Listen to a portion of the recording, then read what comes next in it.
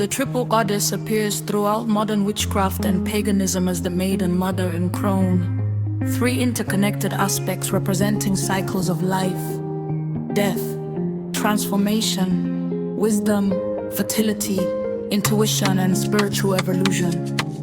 Although many people associate the concept with modern Wicca, the roots of triple feeler figures stretch far deeper into mythology and ancient religion. Across Celtic mythology, Greek traditions, Norse symbolism, and Indo-European folklore, goddesses frequently appeared in triads: three sisters, three fates, three weavers, three death figures, three women standing at thresholds between worlds. The number three carried immense spiritual importance, linked to cycles, destiny, birth, destruction, and renewal. The maiden represents the Gwyn's desire, freedom, curiosity, growth, sexuality, untamed potential. She carries spring energy, new moons, initiation, and the wildness of becoming the mother, embodied creation, protection, abundance, fertility, power, sexuality, and the ability to sustain life emotionally, spiritually, or physically. The crone holds the deepest fear and wisdom within the archetype. She represents Yeatin's winter, death, shadow work, intuition, prophecy, ancestral knowledge, and acceptance of transformation. In many traditions, the crone became feared precisely due to her independence and spiritual authority. Some practitioners connect the triple goddess archetype to figures such as Hecate, who was associated with crossroads, ghosts, liminal spaces, and triple-bodied depictions in ancient Greece. Others see echoes within the Morrigan, the Fates, the Norns, and countless folklore figures tied to cycles of destiny and feminine power. The symbol of the triple moon, waxing full and waning, mirrors this structure perfectly. Creation, fulfillment, decline, rebirth. Witchcraft has always worked closely with cycles rather than permanence. The triple goddess became a reminder that feminine power does not disappear as it changes form, it evolves.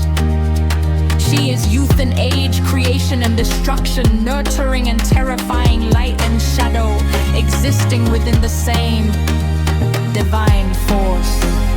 Divine force. Divine force. Divine force. Divine force. Divine force.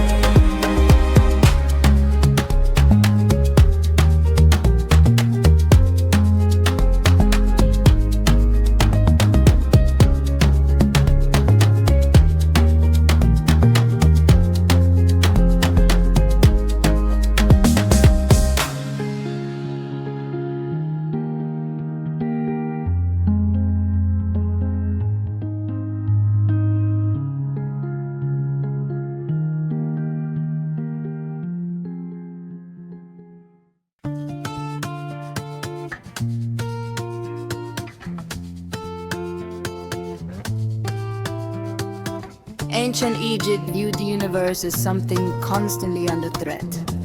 Not from sin, from disorder. This concept was called Ma'at, cosmic order, balance, law, structure. Every god, ritual, burial rite, and temple system existed to maintain it. Without Ma'at, the world would return to chaos. That chaos had a form. Apep, the great serpent, attacked the sun god Ra every night as he traveled through the underworld. The sunrise itself was seen as proof that order had survived another battle. This is why Egyptian ritual was precise. Words mattered, names mattered, timing mattered. To know the true name of a deity or spirit was believed to give influence over it. Speech was considered active force, not passive language. The dead were also treated differently than in many later traditions. Death was transition, not disappearance. Texts like the Book of the Dead were created as guides through the afterlife, filled with spells, passwords, invocations, and instructions needed to move safely through the duats, the underworld realm. Even the gods were complex. Sekhmet nearly destroyed humanity when unleashed. Osiris was dismembered and reconstructed. Isis gains power through knowledge, resurrection, and hidden names. Nothing is purely benevolent. Nothing is purely destructive. Everything exists in balance between order and collapse. That's the core of Egyptian law. Not morality in the modern sense, but the constant maintenance of structure against forces always trying to break it apart.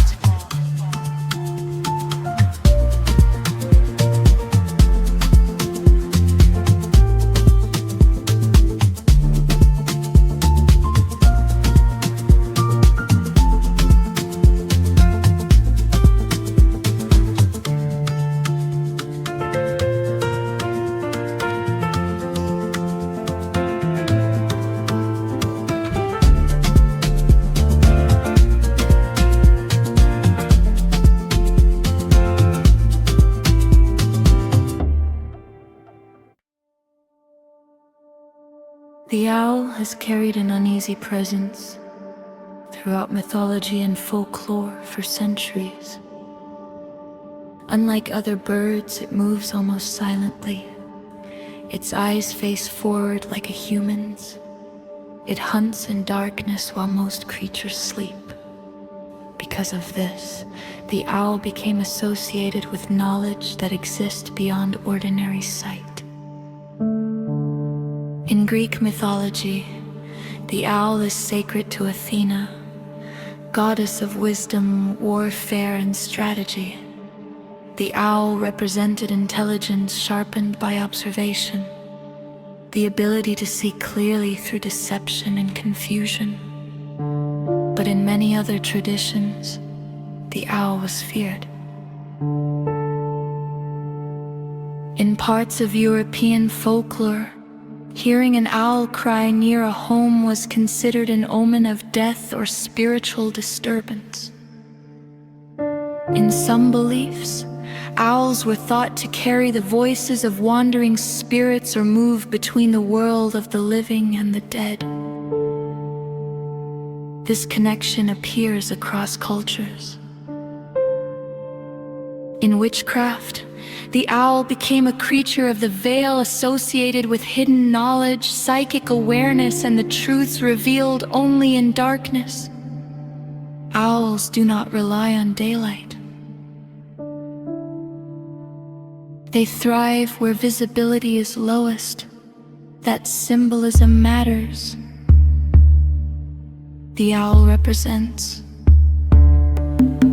shadow work, spirit sight, hidden truth, night wisdom, threshold magic.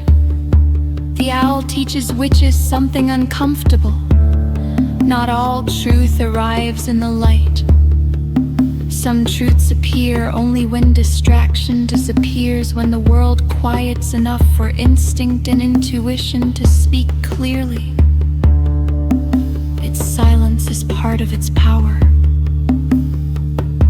The owl does not rush, it does not waste movement.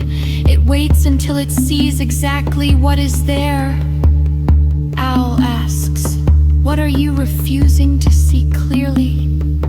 What truth keeps appearing in the quiet moments? What would happen if you trusted your deeper perception instead of surface appearances? Because the owl was never feared merely for being nocturnal. It was feared for what it represented. The ability to see what others cannot, and the inability to pretend you never saw it once revealed.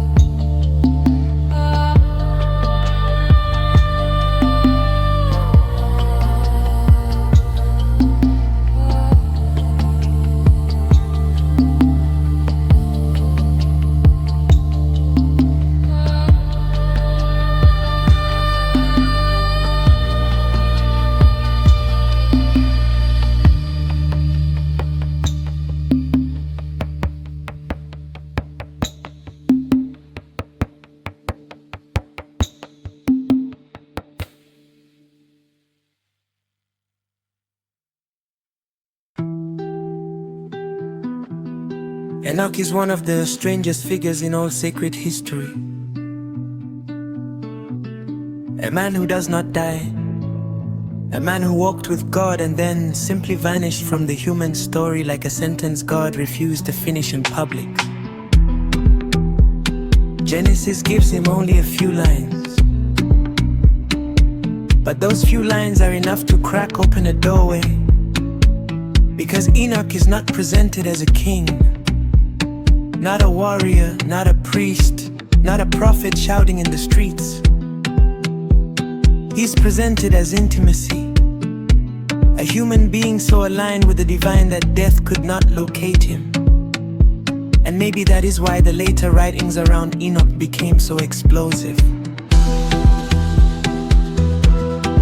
The book of Enoch does not just tell a story. It opens a cosmic courtroom.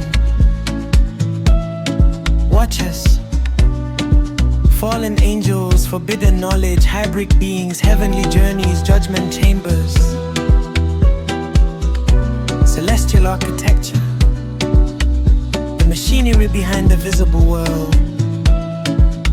It reads less like religion and more like someone slipped through the veil and came back with fragments of the operating system.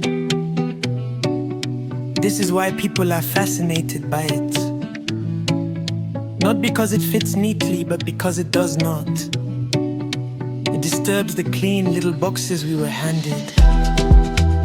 It asks dangerous questions. What if human history is not only human?